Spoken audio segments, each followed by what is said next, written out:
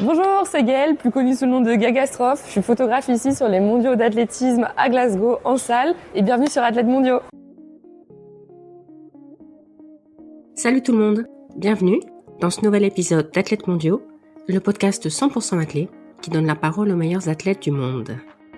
Cette semaine, je vous propose un nouvel épisode hors série que j'ai enregistré la semaine dernière lors des championnats du monde en salle de Glasgow. Mon invité est Gaëlle Maubuchon, plus connue sur les réseaux sous le nom de Gagastrophe. Gaëlle est photographe lors de compètes d'athlètes. Elle était présente à Glasgow pour les mondiaux en salle et j'ai eu envie de l'inviter sur le podcast pour qu'elle nous parle de son expérience, de ce qui l'a amenée à faire ce métier, de ce qui lui plaît et de ce qu'elle trouve difficile, mais aussi de la vision qu'elle a de son métier et de la ligne de conduite qu'elle se fixe. Nous avons enregistré cet épisode dans les conditions du direct dans la zone mixte des mondiaux de Glasgow, avec les bruits de fond que cela suppose. C'est ça aussi, la réalité de la zone mixte. J'espère que cet épisode vous plaira. Bonne écoute. Salut Gaëlle, bienvenue sur Athlètes Mondiaux. Salut Mathilde, ça va ? Très bien, je suis très contente d'enregistrer cet épisode avec toi aujourd'hui. C'est un épisode un peu spécial, mais je pense que ça peut être intéressant pour les gens qui regardent les championnats à la télé de savoir ce qui se passe un peu dans les coulisses. Oui. Est-ce que tu peux déjà te présenter un peu, nous dire comment tu es arrivé à faire ce que tu fais aujourd'hui, quel est ton rapport avec l'athlète ? Alors moi je suis photographe de sport et vraiment spécialisée dans l'athlétisme depuis bientôt 2 ans. J'ai toujours fait de l'athlétisme depuis l'âge de mes 7 ans en fait, jusqu'à mes 20-21 ans. Et pendant cette période d'athlétisme, j'ai rencontré ce qui sont devenus mes amis, les fondateurs de Stadion Actu, qui m'ont donné ma chance en fait en février 2021, si je dis pas de bêtises, sur les championnats de France d'épreuves combinées en salle, pour faire des photos de mon copain. Et ça a commencé comme ça, puis derrière j'ai eu d'autres opportunités, toujours grâce à Stadion Actu, et de fil en aiguille, d'événement en événement, voilà, je diversifie un petit peu mes clients. Okay. Et voilà, c'est comme ça que je suis là aujourd'hui, pour une agence de presse cette fois-ci. D'accord. Ta mission, c'est quoi ? Est-ce que on te demande de prendre certaines personnes en particulier, certaines épreuves en particulier, ou est-ce que tu fais un peu ce qui t'intéresse ? Alors l'idée, c'est de couvrir le maximum de personnes sur un maximum d'épreuves. Bien entendu, il faut d'abord prioriser les favoris de chaque discipline. Donc il faut prévoir en amont, regarder les start lists, regarder les performances aussi de la saison et le ranking, bien évidemment. Ça nous permet de cibler. Donc il y a tout un travail à effectuer en amont de la compétition, le matin même, repérer les couloirs, repérer l'ordre de passage pour vraiment être sur toutes les épreuves en même temps. Donc en termes de logistique, c'est quand même assez lourd. Mais voilà, d'abord focus sur les 3 favoris de chaque épreuve et derrière au maximum de monde dans la mesure du possible, bien sûr. À quel point c'est important de connaître l'athlète ? Je dirais tout d'abord en termes de prise de vue, pour pouvoir varier les prises de vue. Quand on connaît l'athlétisme, ça nous permet, je pense, d'avoir des photos plus authentiques, des photos vraiment moins classiques, chercher les émotions chez les athlètes. Même en termes de beauté de la photo, au niveau de la beauté du geste, trouver par exemple au niveau de la foulée, un placement de bras, un placement de jambes qui soit vraiment plus cohérent pour que la photo soit vraiment plus jolie. Je pense que quand on connaît pas ce sport, ça peut être très compliqué parce que comme tu as pu le voir là sur les mondiaux en salle, il y a beaucoup d'épreuves en même temps. Ouais. Ça peut être très très compliqué. C'est pas comme un match de foot par exemple. Voilà, ça va être... ballon. Voilà, exactement, avec un ballon. Voilà, donc je pense que c'est très important d'avoir une bonne connaissance en tout cas de l'athlète, même sans avoir pratiqué, mais juste au moins avoir regardé plusieurs disciplines pour cibler un petit peu même le placement aussi, bien sûr, pour prendre des photos. Mais sur un championnat comme celui-ci qui dure 3 jours, comment tu choisis où te mettre ? Comment tu sais, là il y a en même temps le 60 où c'est une épreuve qui intéresse beaucoup de gens, mais en même temps à la hauteur il se passe un truc intéressant, et puis au poids, et puis tu peux pas être partout en même temps. Non, c'est sûr. Alors, il faut savoir déjà qu'en tant que photographe, on a 2 types de chasubles. Les infield qui ont le droit d'être sur la piste, ils ont une chasuble verte. Et nous, les outfield, nous avons une chasuble jaune. Donc, on ne peut pas accéder sur la piste. Par contre, nous avons des plateformes où vraiment le photo manager de World Athletics, enfin la photo manageuse en l'occurrence, nous fait un brief photo la veille et nous indique, ok, là, il y a telle plateforme à votre disposition pour telle épreuve. Ça sera plus pratique. On a le droit de se placer là, tout en respectant les collègues, bien sûr, et les caméras de télévision qui ont toujours la priorité sur nous. Mais globalement, on peut circuler quasiment tout autour de la piste et sur ces plateformes. Okay. Voilà. Et ne pas gêner les spectateurs, évidemment, le long de la ligne. Et ceux qui sont sur la piste, ils sont un peu bloqués là où ils sont. Je suppose que tu peux pas bouger comme tu veux. Non, alors les règles en infield sont plus compliquées parce qu'il y a plus de caméras de télévision et les athlètes, bien entendu, toujours la priorité aux athlètes, ce qui est normal. Du coup, les règles sont un peu différentes. Ils doivent toujours être accroupis, me semble. Pas gêner la diffusion, toujours regarder les engins quand il y a des lancers. Si tu veux traverser la piste, tu peux pas le faire n'importe comment non plus. Mais c'est pour ça qu'il y a un nombre très restreint de photographes en infield. Il faut bosser soit pour de Athletics, soit pour des très grosses agences de presse. Okay. Je sais plus le nombre exact, mais je pense qu'il y a une dizaine maximum de photographes en infield. Okay. Tu dirais que c'est quoi la principale difficulté du métier ? J'en vois deux. Une qui est inhérente à mon genre, je suis une femme. Ça peut être parfois compliqué d'évoluer dans ce milieu-là en tant que femme. C'est un milieu dans lequel il y a quand même beaucoup d'hommes. Les choses sont en train d'évoluer dans l'athlétisme en particulier. Mais par exemple, à Tokyo, avec 12% des femmes, 12% des photographes accrédités étaient des femmes, ce qui représente un faible nombre. J'espère que pour Paris 2024, ça sera un petit peu mieux. Mais voilà, parfois pour évoluer dans ce milieu en tant que jeune photographe femme, on peut faire face à des a priori, des préjugés, des comportements qui peuvent être parfois un petit peu compliqués. De la part de qui ? De la part principalement de photographes plus âgés et de sexe masculin, principalement. En tout cas, de mon expérience, okay. C'est avec cela que ça a été un peu plus compliqué. Et l'autre difficulté, je dirais que c'est de savoir se renouveler, de pas toujours faire la même chose, d'aller chercher des choses différentes dans un sport où finalement les épreuves sont toujours les mêmes. On a la chance par contre d'avoir des formats de compétition qui amènent de l'émotion, dans lesquels il y a toujours des surprises, ce qui est moins le cas sur d'autres formats de sport. Où voilà, par exemple, je pense au contre-la-montre, quand l'athlète, le cycliste franchit la ligne, il ne sait pas forcément s'il a gagné, donc il y a peut-être moins d'émotion qu'à l'arrivée d'un 60 mètres où finalement tout le monde franchit la ligne en même temps. Ok. Donc voilà, se renouveler. Tu parlais de briefing tout à l'heure. C'est quoi les consignes qu'on vous donne avant ? C'est surtout par rapport aux caméras, tout ça, parce que nous aussi, on a été briefés sur les choses à faire, à pas faire, par rapport aux sponsors, etc. Est-ce qu'il y a des choses spécifiques à ton métier, à toi ? Oui, bien sûr. Déjà, nous n'avons pas du tout le droit à la vidéo par rapport aux questions de droit télé. Donc, c'est uniquement photo. Ils insistent beaucoup là-dessus, ce qui est tout à fait normal. Respecter les collègues. Respecter les photos positions, ne pas essayer d'aller en infield. Se doit aussi d'être neutre. C'est-à-dire, même s'il y a des athlètes avec qui on a des liens, ne pas les encourager, ne pas crier, voilà, devoir de neutralité le plus possible. Aussi en termes de vêtements, pas exposer de marques, ou ne pas forcément être aux couleurs de la nation pour laquelle on peut travailler, mais globalement c'est ça. Le briefing, c'est principalement, je pense, de la pédagogie pour nous montrer, nous mettre dans les meilleures dispositions pour travailler, que tout se passe bien pour tout le monde et les différents corps de métier qui s'articulent sur une compétition comme celle-là. Hier, tu me disais aussi qu'il y avait des différences entre la salle et les compétitions extérieures. C'est quoi les principales différences que tu vois ? Au-delà du fait que la piste est évidemment plus petite. Je dirais par exemple, pour comparer avec les mondiaux du coup outdoor, qui sont quand même le même type de compétition mais indoor-outdoor, Budapest en outfield du coup, on pouvait vraiment faire tout le tour de la piste. Ça veut dire que par exemple pour le 100 mètres, on était dans une cursive et on pouvait être tout le long du 100 mètres. Donc en termes de prise de vue, c'est quand même très très intéressant parce qu'on peut avoir des photos qui changent. Ici, par exemple, on ne peut pas avoir accès collé à la ligne du 60 mètres. On ne peut pas avoir accès sur tout le pan d'une tribune par rapport aux spectateurs et à la télévision. Donc c'est plus challengeant en salle de prendre des photos parce qu'il y a plus d'éléments, à mon sens, vraiment c'est juste mon expérience, avec lesquels il faut jouer et prendre en compte pour pouvoir faire ces photos. On peut être plus gêné, je pense, en salle avec des éléments extérieurs, des barrières. Par exemple, là, pour le 60 mètres, on peut être en dessous le crash mat. Ce qui n'est pas le cas à l'extérieur puisqu'il n'y a pas de crash mat. Donc vraiment, en fait, on est littéralement au niveau de la piste et c'est quand même beaucoup plus simple. Mais voilà. Mais c'est très challengeant et c'est chouette.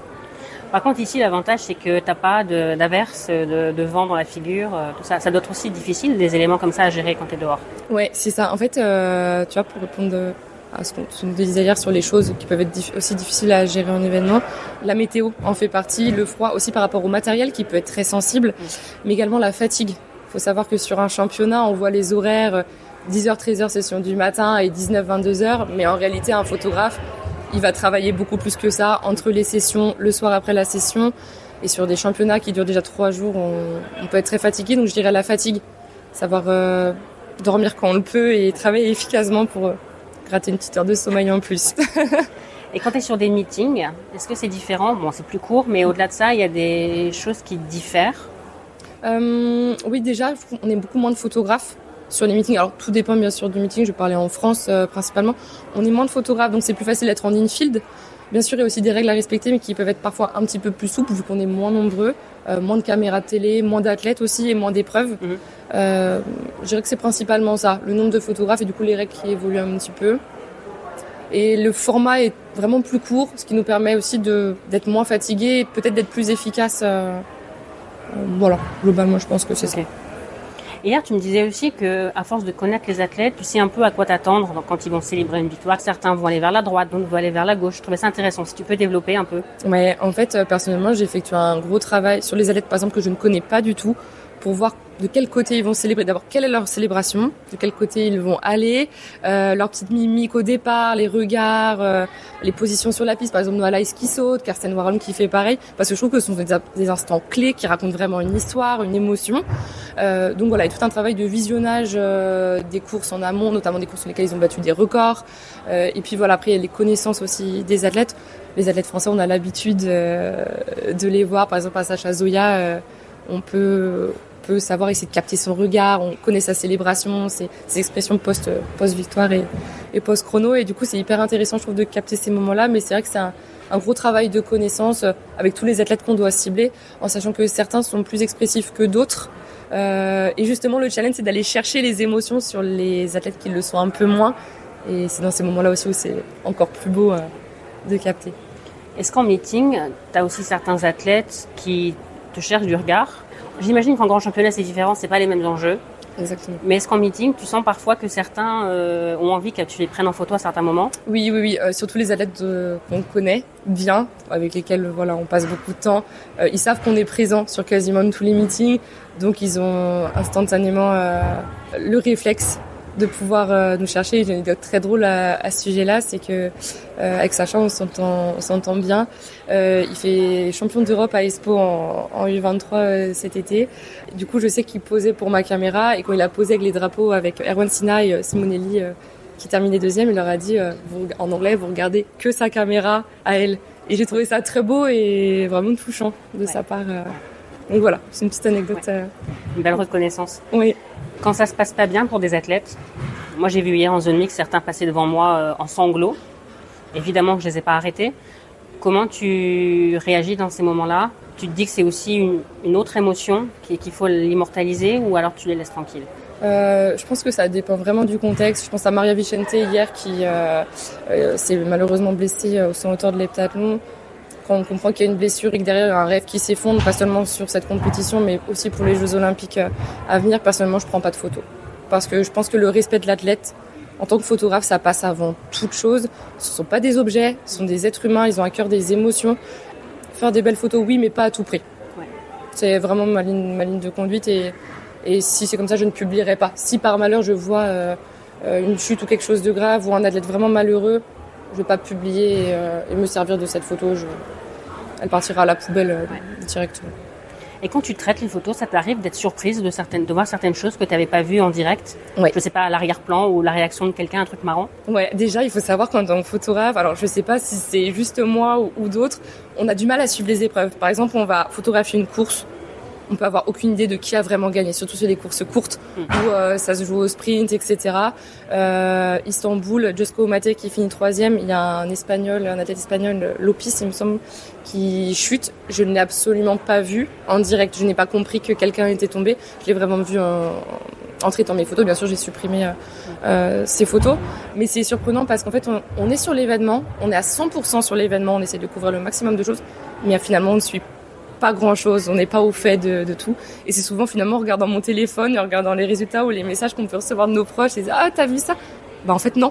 Ouais. Et voilà, et toujours, vu qu'on prend beaucoup de photos en rafale, comme c'est un sport d'action, on découvre souvent de belles surprises, des petits gestes, des regards, des poignées de main qui font plaisir. Et ouais, ça fait du bien de voir ça à froid quand on traite nos photos.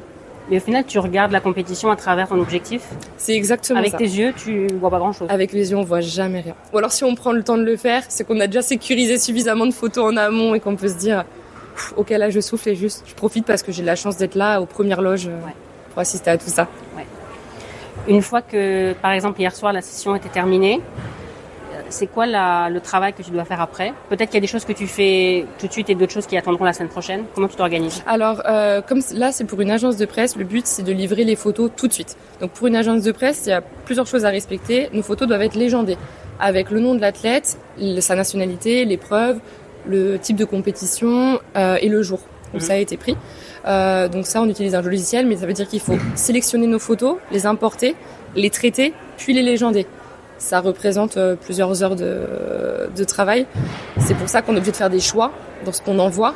On peut envoyer 300 photos, mais sur notre boîtier, en avoir 2-3 000 par session en fonction du nombre d'épreuves de ce qu'on a shooté. Donc voilà, il y a tout ce travail de retouche, de légende. Et puis derrière, les photos qu'on n'a pas envoyées, prendre un peu plus le temps après l'événement, juste pour un plaisir un peu plus personnel ou pour partager autre chose. Ok. Voilà. Les réseaux sociaux ont quand même changé pas mal. Il y a beaucoup de gens qui utilisent les photos prises par des photographes, même sans avoir les droits. On en parlait hier, tu avais l'air de dire que les passionnés d'athlètes qui le font une fois de temps en temps, c'est pas très grave, c'est plus gênant quand c'est des gens qui se font de l'argent avec le travail d'autres personnes. Comment ça fonctionne? Si tu as par exemple des athlètes qui postent une de tes photos, qui te citent en crédit, est-ce que ça te suffit? Est-ce que tu peux nous parler un peu de ça? Parce que c'est aussi ton travail, il faut que tu gagnes ta vie. Complètement. Alors exactement comme je te le disais hier, il y a vraiment différents cas de figure. Quand c'est un athlète qui utilise ma photo, qui me l'a demandé de manière correcte et qui me propose de créditer, je vais lui envoyer la photo parce que je sais aussi que certains athlètes n'ont pas du tout le budget pour s'acheter les photos et que c'est chouette d'avoir un souvenir, donc je vais lui envoyer gracieusement. Quand c'est un passionné d'athlète qui a fait un screen de ma photo et qui l'a repartagé même sans me créditer, je vais rien dire parce qu'en fait, lui, ça lui a fait plaisir peut-être de voir cette photo et que finalement, il ne nuit pas à notre travail. Et voilà.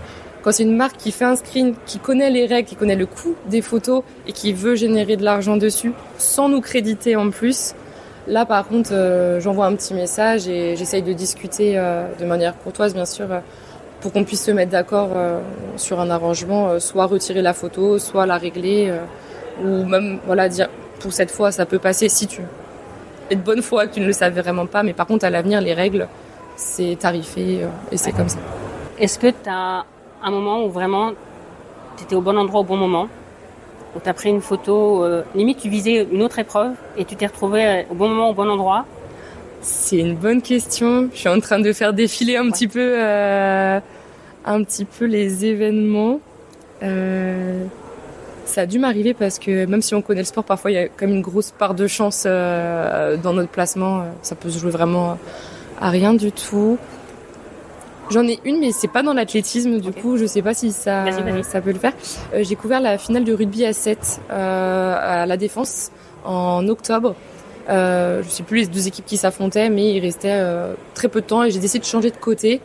Match hyper serré, l'essai de la victoire. C'était le Dylan Jaminet, c'est ça, le petit frère de Melvin Jaminet, juste devant moi. Et j'étais la seule à cet endroit-là parce que les autres étaient restés de l'autre côté parce que les favoris devaient seulement marquer de l'autre côté. Et j'étais la seule à avoir cette photo et c'était vraiment uniquement de la chance parce que c'était la première fois que je couvrais du rugby de toute ma vie. Je me suis dit ah ouais, finalement c'est beaucoup de chance quand même. Mais en athlète, il y a peut-être, comme tu connais l'athlète, aussi une part d'instinct. Donc tu sens que... On sent les choses. En fait, pour suivre aussi les athlètes tout au long de la saison, on finit par voir quand ils peuvent être en forme, quand on sent qu'ils peuvent performer. Et ouais, ça s'explique pas finalement, ça se ressent. Et moi, j'aime beaucoup les photos qui dégagent quelque chose et justement qui font ressentir quelque chose. Et je trouve que c'est ces instants-là à capturer qui sont magiques. Par exemple, Christian Coleman, hier, qui s'avance sur la piste, qui se pose juste avant la finale du 60 mètres, quasiment au bout de la ligne. Ça dégage quelque chose de fort et on sent finalement qu'il est assuré. Et quand j'ai vu ça, je me suis dit, c'est lui qui va gagner, quoi. Et ça s'explique pas trop. Je ne saurais pas poser de mots, finalement. Tu prends aussi des photos dans les tribunes quand tu sais quel entourage ou le coach Oui, moi je suis très friande de ces choses-là. Par exemple, hier, il y avait Léna Candisonon et Clara Lieberman qui sont venues là pour voir Agathe Guillemot. Donc je suis passée les prendre en photo avec leur pancarte parce qu'en fait, l'athlète finalement, il a souvent des photos de lui en action. Mais l'athlète, il a tout un écosystème autour de lui, un entraîneur, des proches qui font le déplacement pour le soutenir. Et je pense que dans son équation, c'est tout aussi important d'avoir des photos de ces personnes. Et voilà, en termes de souvenirs, finalement, des photos d'action, il y en a déjà beaucoup. Ouais. Et est-ce qu'à l'inverse, il y a eu un moment où, pas forcément t'as gêné, mais où tu t'es retrouvé pas au bon endroit, pas au bon moment, mais involontairement, parce qu'il y a eu un concours de circonstances? Ça m'est arrivé au championnat de France élite cet été. J'ai loupé la finale du 200 mètres et la finale du 3000 mètres steeple. À l'heure actuelle, j'aurais du mal à expliquer pourquoi, mais je suis partie boire de l'eau, m'hydrater parce qu'il faisait très chaud. Et je pense que je planais un petit peu fin de championnat, dernière journée. Et voilà, j'ai tout loupé, j'ai débarqué après. Les courses étaient passées et c'est dommage. Voilà, sinon, j'essaie de faire plutôt attention à ça. Ok. Je touche du bois, sinon ça se passe bien. Est-ce qu'il y a certains athlètes où tu sens qu'ils n'ont pas envie d'être pris en photo? Oui, ça se sent dans le regard, ça se sent dans la détermination, et ça aussi, ça demande une connaissance de l'athlète. Parce que la première fois qu'on le voit, on peut juste prendre ça pour de la timidité, par exemple. Le but, c'est aussi de lui montrer qu'on le respecte, qu'on peut le mettre en confiance, et c'est à lui de venir vers nous. Moi, je suis pas de l'école qui va interpeller l'athlète pour le faire poser, parce que, comme je te disais tout à l'heure, ce sont pas des objets, on les interpelle pas comme ça. Et je préfère que l'athlète vienne à moi, fasse un petit sourire s'il a envie de sourire, et si je sens que, au regard, si la course ça n'a pas été bonne, pas de photo. Ouais. Ok.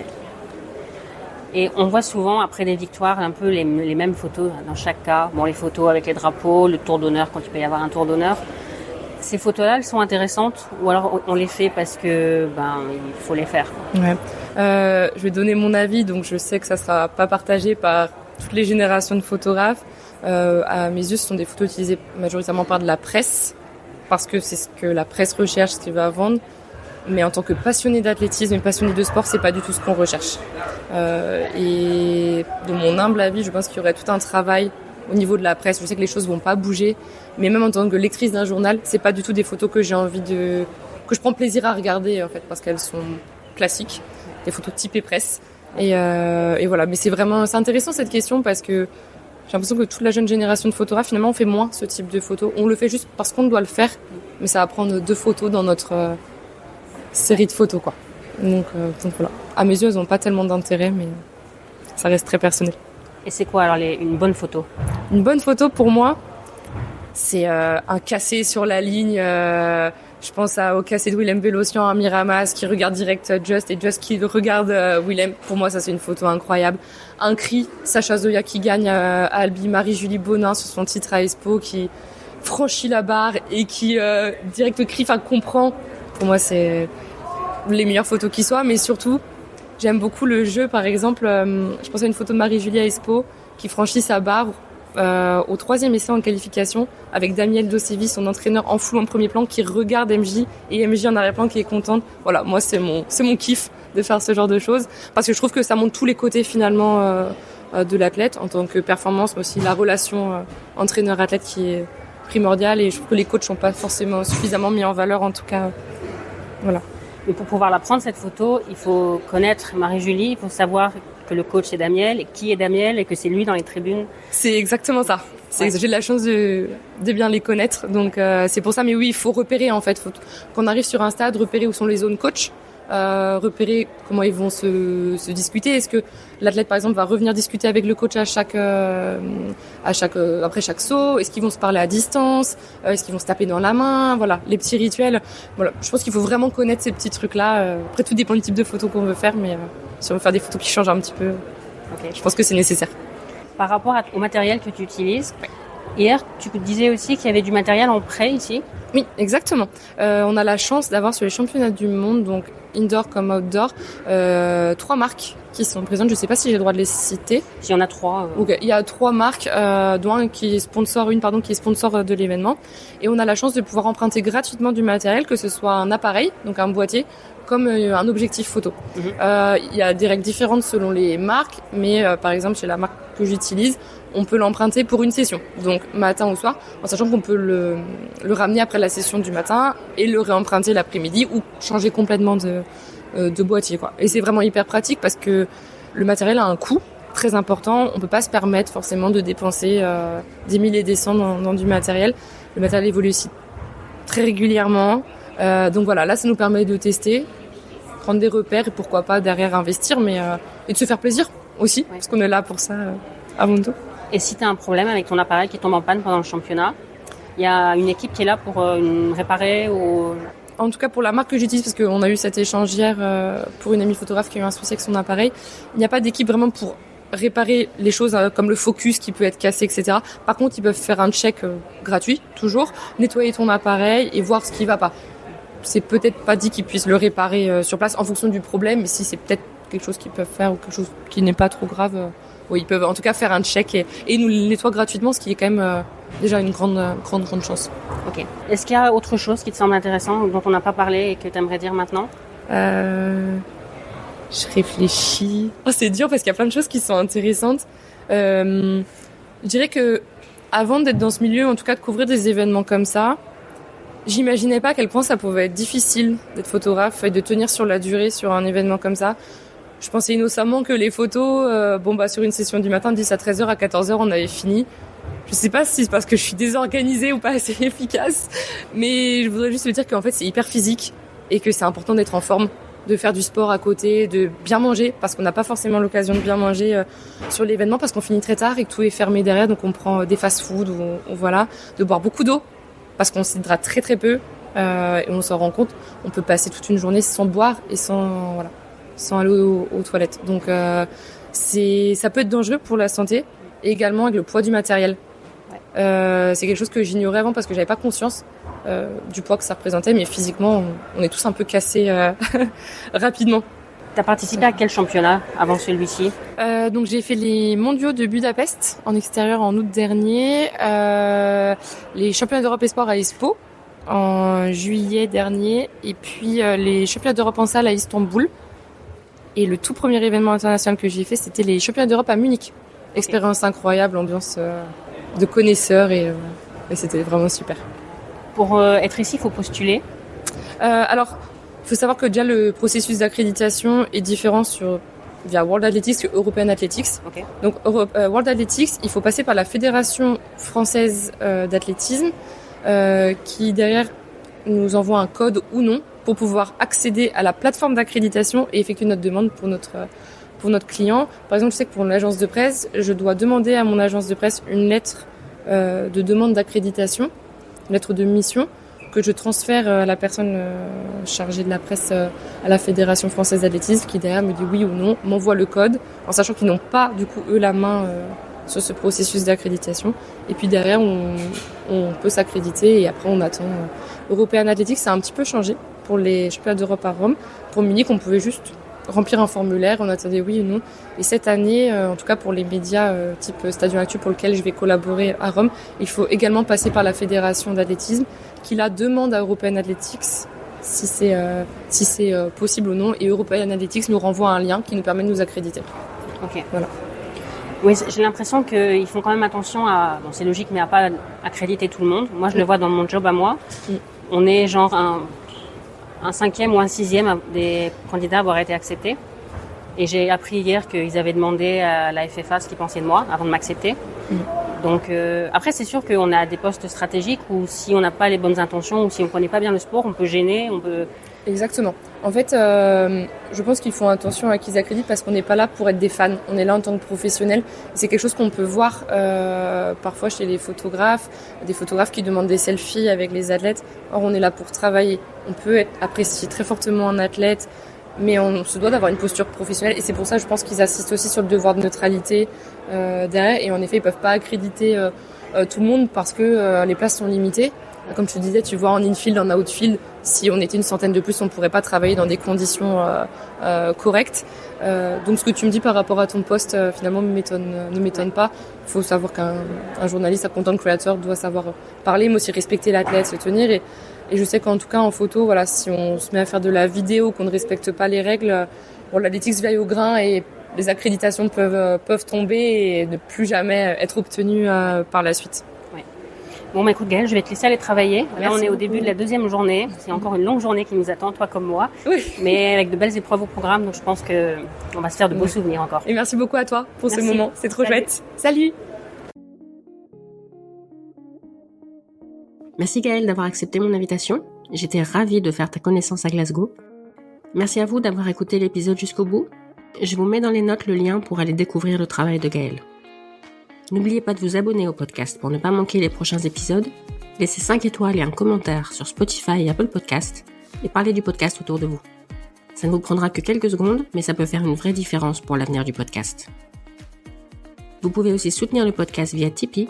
Tous vos dons, quel que soit leur montant, contribuent aux prochains épisodes. Vous retrouverez le lien Tipeee dans les notes.